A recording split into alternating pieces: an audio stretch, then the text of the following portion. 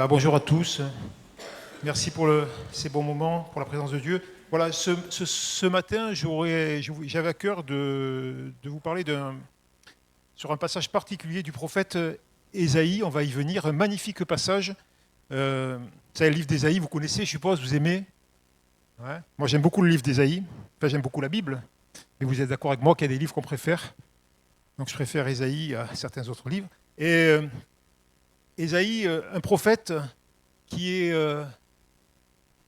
qui a son ministère qui a démarré à la mort du roi Osias. Vous trouvez ça au chapitre 6. En fait, le livre d'Ésaïe n'est pas forcément rangé chronologiquement. Et en fait, si vous voulez, le chapitre 6, c'est le début du livre d'Ésaïe, ce qui veut dire que les chapitres 1 à 5 se sont passés en fait après le chapitre 6. Juste pour une petite précision. Et Ésaïe donc a prophétisé durant le règne de 3 rois qui étaient Jotham, Akaz et Ézéchias. Voilà. Et son ministère, on pense qu'il a duré à peu près 50 ans, à peu près. Je suis obligé de vous dire ça parce que, juste pour avoir un petit peu le contexte de ce qu'on va dire tout à l'heure, qui est beaucoup plus concret et pratique, ne vous inquiétez pas, ce n'est pas un cours d'histoire. Je ne suis pas historien. Voilà. Et donc, à l'époque, Ésaïe était prophète en Israël, et à l'époque, le royaume d'Israël était pris en sandwich entre 2 empires. Il y avait l'empire égyptien au sud et l'empire assyrien au nord. Voilà. Et après l'empire assyrien, pour ceux qui connaissent un peu l'histoire, c'est l'empire babylonien qui est né. Mais il faut savoir que Ésaïe est mort à peu près 50 ans avant la naissance de l'empire babylonien. Voilà. Et pourtant, dans son livre, il prophétise beaucoup de choses qui concernent l'empire de Babylone. Et pourquoi Babylone? Parce que vous savez, pour ceux qui connaissent la Bible, que c'est avec l'empire babylonien que Israël a été envahi, que Jérusalem a été envahi, que le temple a été brûlé. Et cette affaire-là, ça s'est passé à peu près un siècle après la mort d'Ésaïe. Voilà. Et Ésaïe parlait donc de ça, et il a vu même beaucoup plus loin, parce qu'il a annoncé, comme vous le savez, il a annoncé la suite, il a annoncé l'Empire perse, il a annoncé la venue du roi Cyrus, il a annoncé l'exil des Juifs, il a annoncé la restauration des Juifs, le retour des Juifs en Israël, il a annoncé la venue du Messie, il a annoncé la croix de Jésus, il a annoncé la résurrection de Jésus, il a vu le ciel. Quand vous lisez l'Apocalypse, vous avez beaucoup de passages qui viennent d'Ésaïe. Il a vu l'enfer. Je ne sais pas si vous savez, mais c'est très frappant de savoir que le livre d'Ésaïe, qui est un livre très positif, le dernier verset du livre d'Ésaïe, vous vérifierez, parle de l'enfer. Et c'est un verset qui a été cité par Jésus lui-même à propos de l'enfer. Donc tout ça pour vous dire que Ésaïe a tellement vu les choses loin, comme d'autres prophètes, mais surtout lui quand même, que c'est même frappant, parce que même certaines personnes ont dit, mais c'est pas possible. Ceux qui ne croient pas dans la Bible, ceux qui ne croient pas que Dieu est puissant, que Dieu est surnaturel, que Dieu fait des miracles, ils ont dit, mais c'est pas possible, il a écrit les choses après coup. C'est facile. Mais nous savons que non, il a annoncé avant. Et même le passage sur lequel on va s'attarder tout à l'heure, là maintenant, rapidement, c'est un passage où c'est très frappant, parce que Ésaïe, il est tellement, vous verrez, c'est au chapitre 63, donc vous verrez que Ésaïe est tellement dans la présence de Dieu, il est tellement dans la vision de Dieu, qu'il voit, il y est, il voit le temple qui a brûlé. Il voit Israël qui a été complètement dévasté. Et il voit cela, et saisi par le Saint-Esprit, il prie et il dit à Dieu, mais pourquoi, au nom du peuple, au nom du peuple d'Israël, il dit, mais Dieu, pourquoi est-ce que tu n'es plus au milieu de nous? Pourquoi tu es loin de nous? Pourquoi tu n'es pas avec ta gloire comme avant? et on te demande, Dieu, de faire ce que tu faisais autrefois, que nos pères nous racontaient, les miracles qu'il y avait autrefois, on voudrait tellement les voir maintenant. Il voit ça. Et on va lire tout de suite un magnifique passage au chapitre 63 du prophète Ésaïe, et au verset 7. Alors, ma méditation va couvrir, bien sûr, on n'a pas le temps de tout lire, mais ma méditation va couvrir de chapitre 63, verset 7, jusqu'à la fin du chapitre 64. Ça fait pratiquement 2 chapitres. On n'a pas le temps de tout voir ce matin, mais vous verrez, je vous encourage à le lire chez vous. Vous verrez que c'est comme si vous lisiez un psaume. Vous savez que dans le prophète Ésaïe, il y a des passages que c'est carrément des chants, des prières, des reconnaissances, des supplications à Dieu, et c'est comme des psaumes. Vous verrez, c'est magnifique. 63, 7 à 64, la fin du 64, mais on ne va pas le tout lire, bien sûr. Alors, ce passage commence par ce psaume, on va dire, commence par une prière de reconnaissance à Dieu. C'est ce qu'on a fait ce matin. Je publierai les grâces de l'Éternel, les louanges de l'Éternel, d'après tout ce que Dieu a fait pour nous. C'est ce qu'on a fait ce matin. Je dirai sa grande bonté envers la maison d'Israël, qu'il a traitée selon ses compassions et la richesse de son amour. Il avait dit, certainement, ils sont mon peuple, des enfants qui ne seront pas infidèles. Et il a été pour eux un sauveur. Ésaïe, ça veut dire l'Éternel sauve. Dans toute leur détresse, ils n'ont pas été sans secours. On reviendra sur ce verset un peu particulier. Et l'ange qui est devant sa face les a sauvés. Il les a lui-même rachetés dans son amour et sa miséricorde. Et constamment, il les a soutenus et portés aux anciens jours. Amen. Voilà. Ésaïe rappelle tout ce que Dieu a fait. Il rappelle que si ça ne va pas dans sa vision, que le peuple est dans la détresse, ce n'est pas la faute de Dieu. Et il tient à rappeler ce que Dieu a fait. Il rappelle que Dieu est bon. Nous nous rappelons que Dieu est bon. Il dit au verset 7, d'après tout ce que Dieu a fait, sa grande bonté, ses compassions, la richesse de son amour, il dit que Dieu a des multitudes de bénédictions pour son peuple, que Dieu est riche dans son amour. Comme l'Épître aux Éphésiens nous dit, que la grâce de Dieu manifestée en Jésus-Christ a manifesté sa bonté envers nous. Et donc il dit que c'est une extraordinaire richesse, une grâce extraordinaire manifestée en Dieu. Il dit au verset 8 qu'il a sauvé son peuple. Alors bien sûr, à l'époque, ça voulait dire qu'il avait délivré Israël. Mais pour nous, aujourd'hui, vous êtes d'accord que Dieu nous a sauvés en Jésus-Christ. Il nous a sauvés. Alors des fois, on a nos termes à nous, on dit, mais qu'est-ce que ça veut dire sauver ? Sauver, ça veut dire qu'on a été délivrés déjà, délivrés. On était esclaves de nos natures, esclaves de notre péché, esclaves de notre ancienne manière de vivre. Et Dieu nous a délivrés, il nous a arrachés comme si nous étions esclaves avant et qu'il avait brisé nos chaînes. C'est ça que ça veut dire sauver. Vous êtes d'accord ?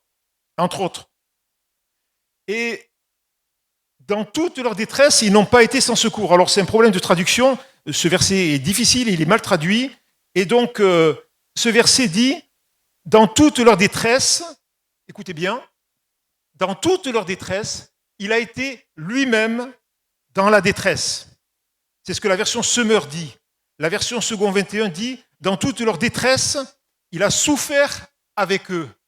Frères et sœurs, en Jésus, Dieu a souffert et souffre avec nous. Il n'y a personne qui nous comprend dans nos détresses, dans nos problèmes comme Dieu. Parce que Jésus a souffert à la croix. Et il n'y a que lui qui peut comprendre, qui peut avoir compassion. Il a souffert avec eux. Le verset 9 dit aussi, et l'ange qui est devant sa face les a sauvés. Qui c'est l'ange devant sa face ?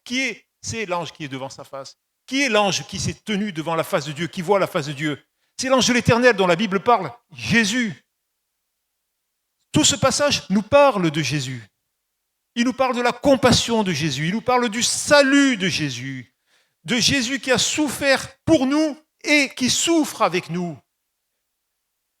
Ce n'est pas un Dieu qui est loin, ce n'est pas un Dieu qui se tient à distance et qui dit « Ah, mon pauvre, tu es dans la gadoue, mais j'ai vraiment pitié de toi. » C'est ça? C'est ça? Vous savez, il y a des religions, elles sont un peu comme ça, sans faire de polémique. Il y a des religions, elles peuvent rien pour vous. Elles vous disent, ben voilà, tu es dans un puits, tu es en train de te débattre, tu es dans la boue, eh ben écoute, je te donne un conseil, il faudrait que tu t'en sortes. Tu sais, il faudrait que tu t'en sortes. Moi, je te conseille de sortir de ce puits. Alors fais des efforts, essaye. Et puis, vous êtes dans votre religion, quelle qu'elle soit. On n'est pas là pour faire des guerres de religion, il y en a assez comme ça. Et eh ben, on dit, eh ben, j'essaye de m'en sortir. Ben, je ne m'en sors pas. Le seul qui a fait vraiment quelque chose concrètement pour nous, c'est Jésus qui est descendu de là-haut, qui est descendu dans notre gadou, qui est descendu dans notre misère, qui est descendu dans le puits et qui nous a remontés avec lui. Et c'est important ça. Dans nos détresses, dans toutes nos détresses, il a été en détresse avec nous. Il a souffert avec nous. Il a souffert avec nous pour nous arracher à la souffrance, frères et sœurs. Il faut qu'on s'en souvienne, il faut que c'est pas qu'un souvenir. C'est maintenant. C'est maintenant. Ce que Dieu a fait dans le passé, il le fait actuellement et il le fera. Je vais vous faire une petite confidence. Du coup, c'est plus une confidence parce qu'on aime un peu beaucoup. J'ai depuis un certain nombre d'années, depuis peut-être 30 ans, je ne sais pas exactement, depuis 30 ans peut-être, j'ai un petit journal personnel où je marque des choses intimes à moi qui se sont passées dans ma vie de temps en temps. C'est mon journal de bord. Il y a toutes sortes de choses. Et parfois, quand je passe des moments difficiles, eh ben je fais « Compte les bienfaits de Dieu ». Mets-les tous devant tes yeux, tu verras en adorant combien le nombre en est grand. Et quand je lis, des fois je dis mais c'est pas possible, je suis vraiment passé par ça. Le Seigneur m'a vraiment sorti de ça, parce qu'on oublie. Et je dis mais c'est pas possible, Dieu a fait ça pour moi. Et je dis, s'il a fait ça pour moi, il n'est pas dépassé. Il n'a pas dit tout d'un coup, Patrick, c'est saison 1 et il n'y a pas saison 2. C'est ça qu'il dit? Ben non. Jusqu'à la fin, je te porterai. Jusque dans tes vieux jours. Je me sens un peu concerné maintenant. Je te soutiendrai, oui, parce que dans 1 mois et demi, je suis à la retraite. Merci pour ces applaudissements.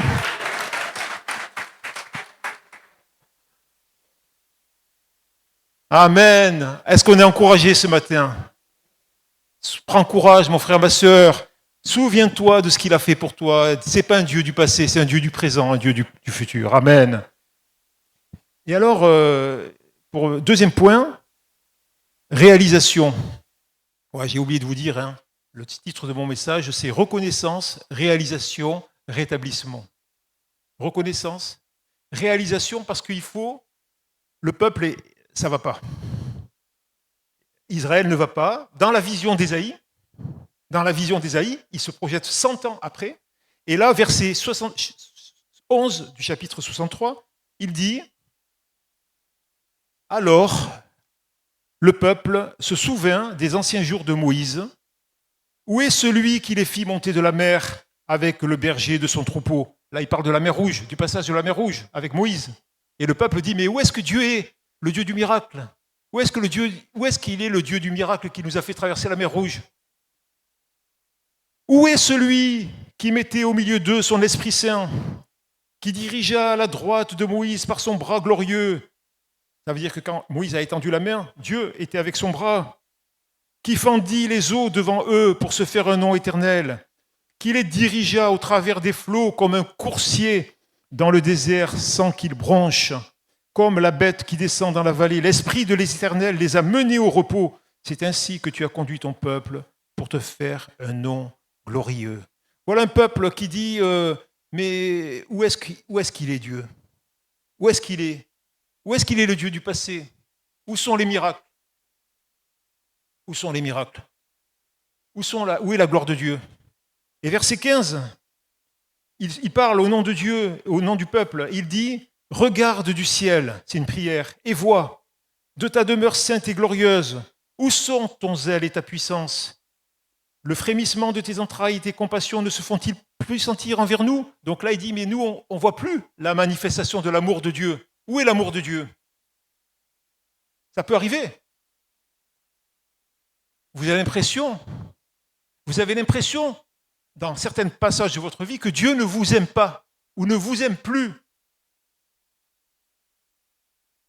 Mais l'amour de Dieu est éternel, il est inaltérable. On peut être déçu par l'amour des hommes ou des femmes, on peut être déçu dans un amour quelconque, on peut être déçu sentimentalement, on peut avoir été trahi, mais Dieu n'est pas un traître. Dieu n'est pas un traître. Dieu est fidèle dans son amour, frères et sœurs. Je me souviens, vous savez, j'aime pas trop raconter ça, mais quand j'étais dans ma vie chrétienne, j'ai passé un moment terrible où j'ai passé une dépression nerveuse qui m'a mené presque à la mort. J'ai failli mourir. Et je croyais vraiment que Dieu était loin, séparé. Je me suis senti séparé de Dieu. Je souhaite à personne de passer ce que j'ai passé quand j'étais jeune. Mais je me souviens très bien que cette période où j'ai passé, où j'ai failli mourir, j'étais à 2 doigts de la mort, vraiment.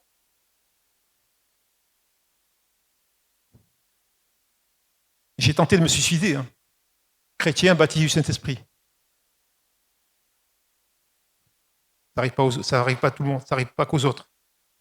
Jamais, une seule fois, j'ai douté de l'amour de Dieu. Je ne sentais pas la présence de Dieu. Dieu était loin de moi. J'étais dans les ténèbres les plus complètes. Mais jamais, un seul instant, je n'ai douté de l'amour de Dieu. J'ai toujours su, sans le sentir, que Dieu m'aimait tout le temps. C'est important. Et 64, verset 9, chapitre 64, verset 9, il dit «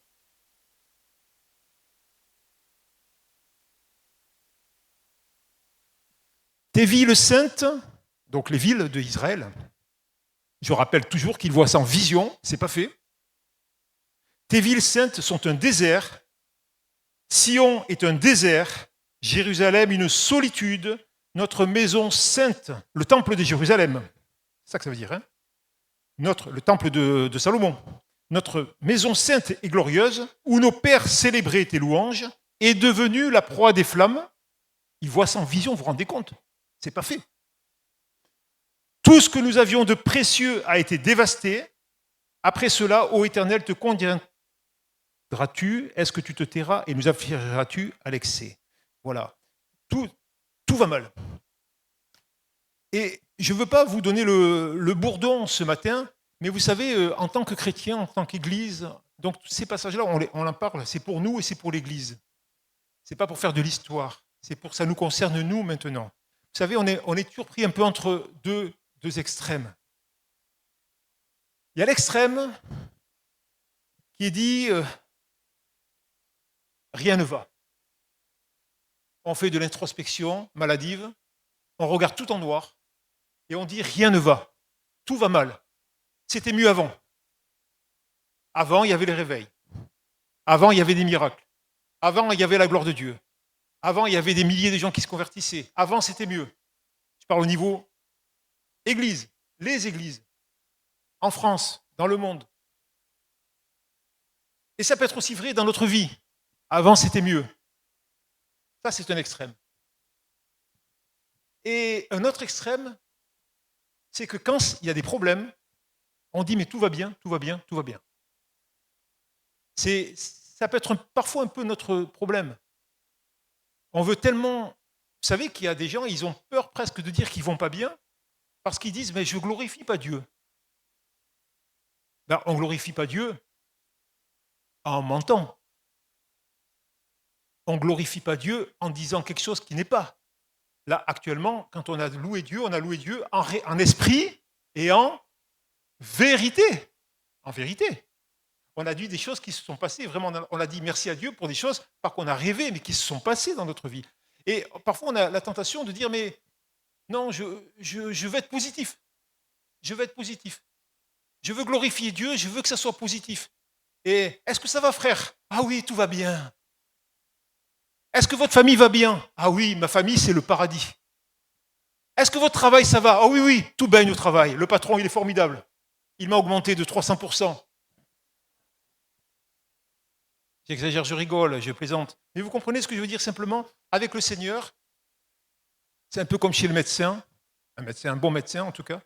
Il faut juste avoir le bon diagnostic.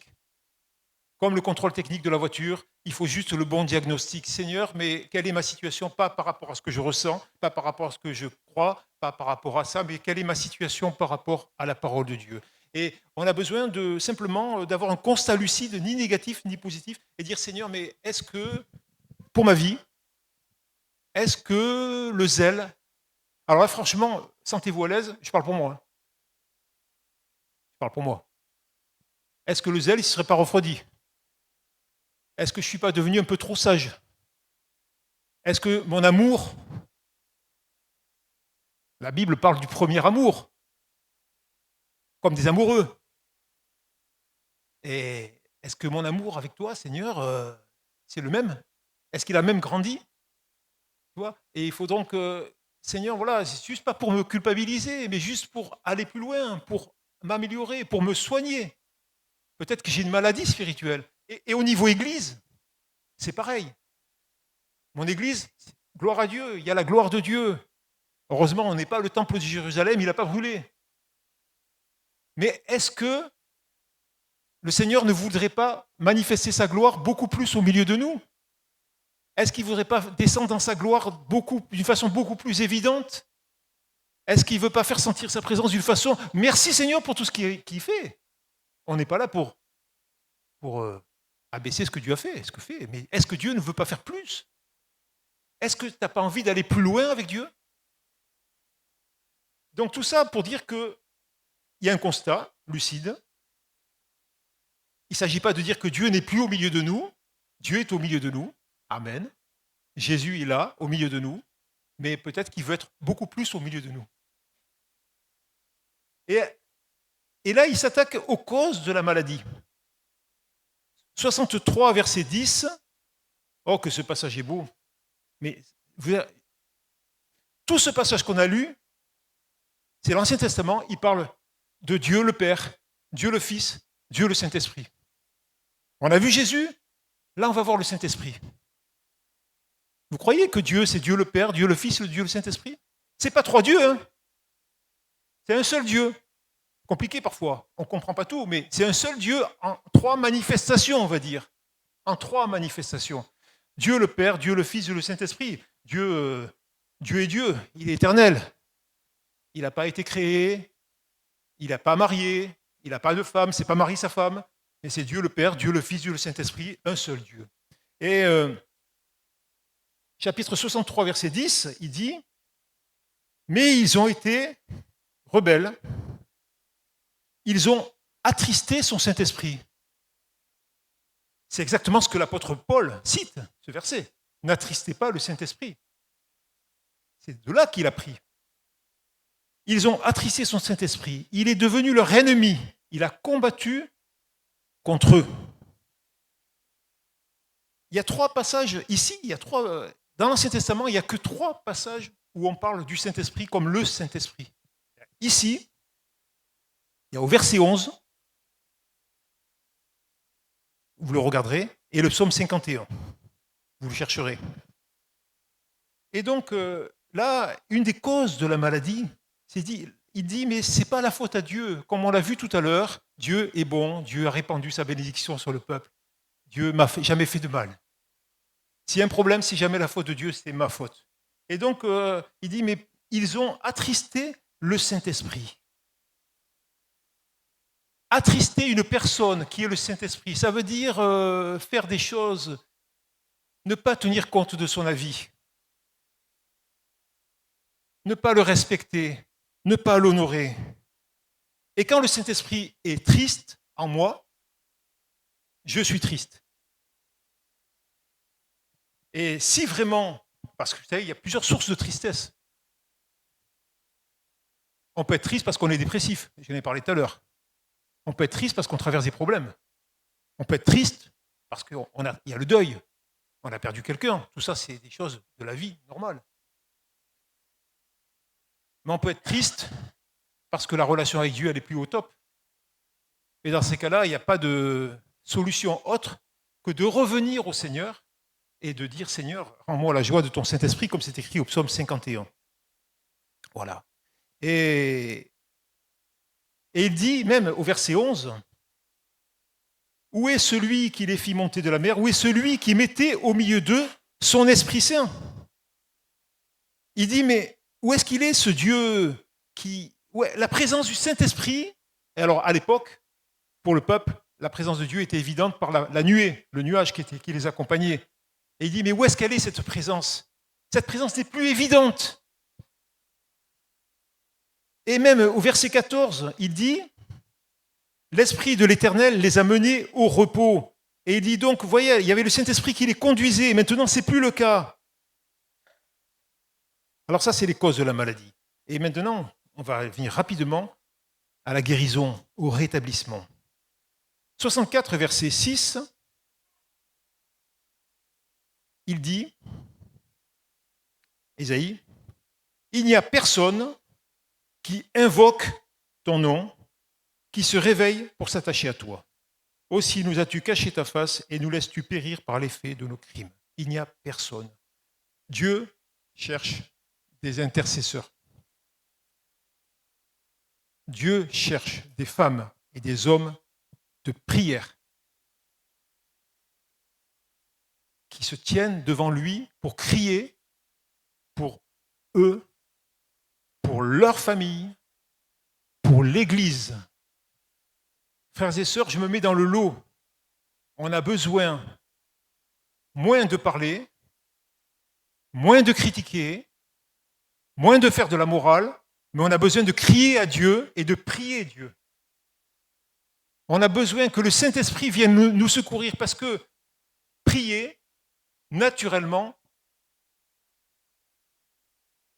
on ne peut pas.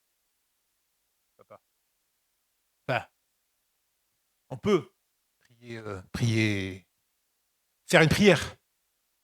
Mais la prière selon la Bible, qui est de vraiment être un cœur à cœur avec Dieu, lui parler de tout notre cœur, pas réciter une prière, mais être vraiment engagé intimement et lui parler et vraiment être là en conversation et dire Seigneur, je veux que tu fasses quelque chose.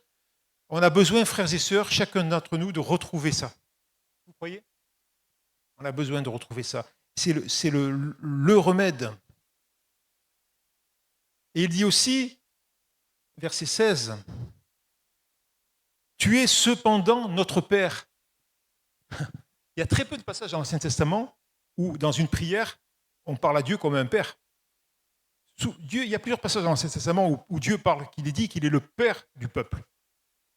Mais il y a très peu de passages dans l'Ancien Testament où on parle à Dieu comme un Père. Et c'est le Père, là encore, c'est le Père du peuple. Et il n'y en a que deux, en fait, ici. Et 64, verset 7, il dit, pareil, « Cependant, ô Éternel, tu es notre Père. » La bonne nouvelle, c'est qu'en Jésus, nous avons été adoptés, nous faisons partie de la famille de Dieu et que maintenant, je peux appeler Dieu mon Père individuellement. Que j'ai le Saint-Esprit qui est un esprit d'adoption et que je peux vraiment dire, Seigneur, je fais appel à toi, même si ça ne va pas, même si ça a décliné, même si l'Église n'est pas ce que je voudrais, même si ma vie, ma famille n'est pas, je m'adresse à toi parce que tu es mon Père. Tu es mon Père. Alors, effacez de votre souvenir si vous avez eu un père qui n'était pas au niveau, enfin pas au niveau, qui était vraiment pas du tout, qui aurait dû être comme un père. Gloire à Dieu, Dieu est un bon père. Et ce soupir, ce souhait, il dit, mais on va venir là, 63, verset 19, et c'est par là qu'on va terminer. Alors il dit, voilà, la deuxième partie du verset 19. Oh, si tu déchirais les cieux et si tu descendais, les montagnes s'ébranleraient devant toi, comme s'allume un feu de bois sec, comme s'évapore l'eau qui bouillonne, tes ennemis connaîtraient ton nom, et les nations trembleraient devant toi. Lorsque tu fis des prodiges que nous n'attendions pas, tu descendis et les montagnes s'ébranlèrent devant toi. Jamais on n'a pris ni entendu dire, et jamais l'œil n'a vu qu'un autre Dieu que toi fasse de telles choses pour ceux qui se confient en lui. Amen. Il dit, mais qu'est-ce que j'aimerais que Dieu descende du ciel comme autrefois. Je voudrais que Dieu déchire le ciel et qu'il envoie le feu, comme avant, et qu'il détruise tous mes ennemis. La bonne nouvelle, c'est que pour nous aujourd'hui, la Bible dit, en Marc chapitre 1er, verset 10, on ne va pas le lire, que lorsque Jésus a été baptisé, il vit le ciel s'ouvrir, mais dans le grec, il vit le ciel se déchirer, il vit le ciel se déchirer dans le grec, et l'Esprit descendre sur lui. Dieu a répondu en Jésus, il a déchiré le ciel, il a ouvert le ciel, déjà. Et il est accessible maintenant. On n'a pas besoin de demander à Dieu d'ouvrir le ciel. Il est ouvert. Et à la Pentecôte, il a ouvert le ciel et il a envoyé son Saint-Esprit sur l'Église. Et vous avez vu ce petit passage, il dit « Jamais on n'a appris, ni entendu dire, jamais l'œil n'a vu qu'un autre Dieu », verset 3, « Jamais l'œil n'a vu qu'un autre Dieu que toi fasse de telles choses pour ceux qui se confient en lui. » Il dit « Mais c'est extraordinaire, on n'a jamais vu un Dieu faire des choses si extraordinaires. » Et l'apôtre Paul cite ce passage, vous le regarderez chez vous, dans la première aux Corinthiens, au chapitre 2 et au verset 9, et il le cite légèrement modifié, et il dit, mais ces choses extraordinaires, ces choses merveilleuses qu'on n'a jamais entendues, eh bien, pour moi, c'est la croix de Jésus. Vous regarderez ça, vous réfléchirez ça chez vous. Il dit, mais la croix de Jésus, la venue de Jésus, le sacrifice de Jésus, ce sont ces choses extraordinaires. Et il dit, ce sont des choses que Dieu a préparées d'avance pour ceux qui l'aiment. C'est-à-dire que l'apôtre Paul dit, mais moi, ce passage d'Ésaïe, ce n'est pas simplement un passage du passé.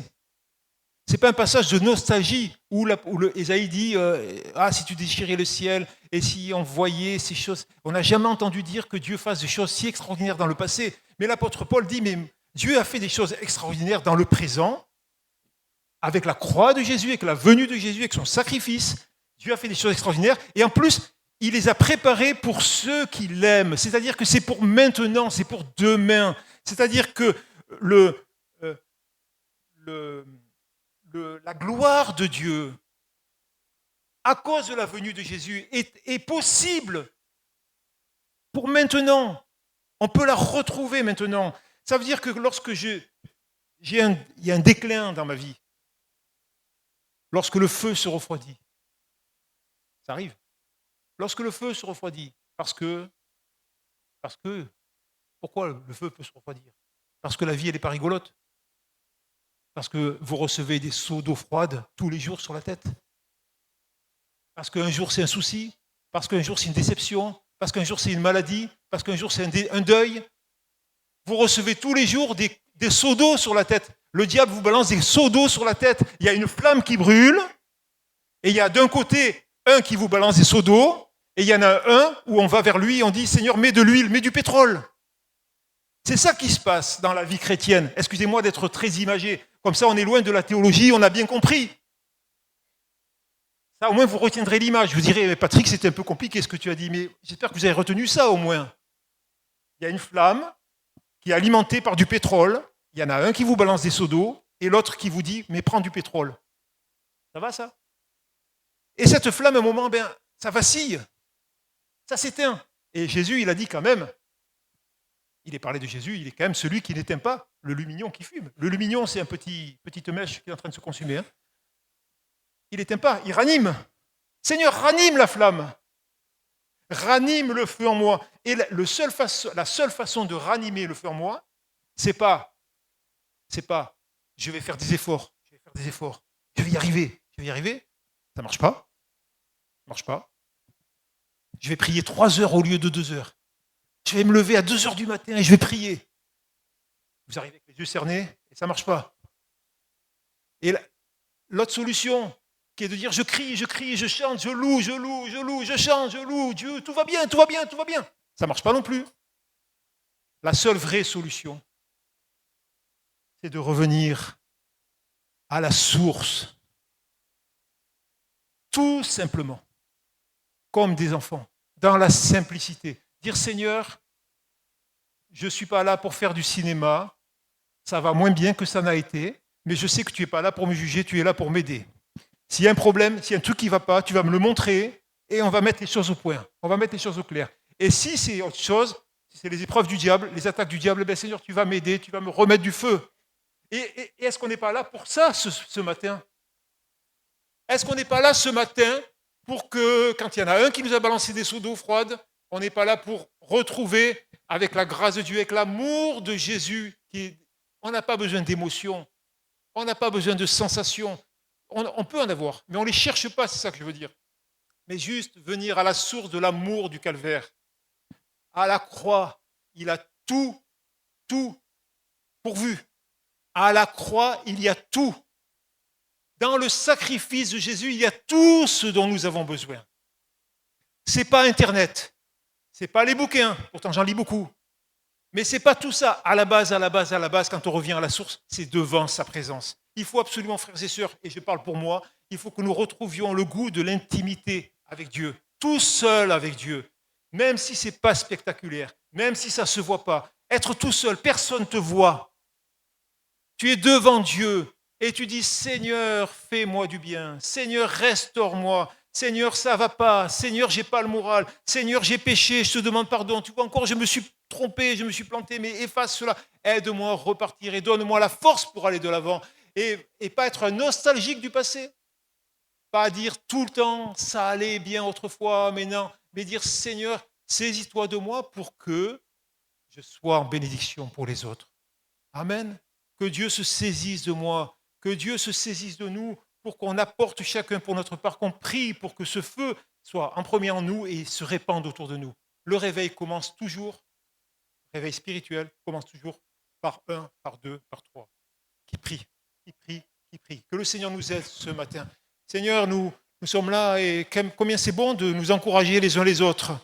Nous sommes là pour nous encourager, comme tu l'as dit, Seigneur. Alors, oh, que ta gloire paraisse encore au milieu de nous, que ta gloire paraisse dans nos vies et que tu encourages celui qui est venu peut-être ce matin, celui ou celle qui est venu, alors oui, avec un feu qui a baissé, mais Seigneur, que tu rendes ce feu, que tu encourages et que tu remplisses à nouveau de ton feu. Nous voulons voir une nouvelle Pentecôte, Seigneur. Nous voulons voir un feu nouveau se lever au milieu de nous, dans nos vies, Seigneur. Nous voulons voir ta gloire, Jésus.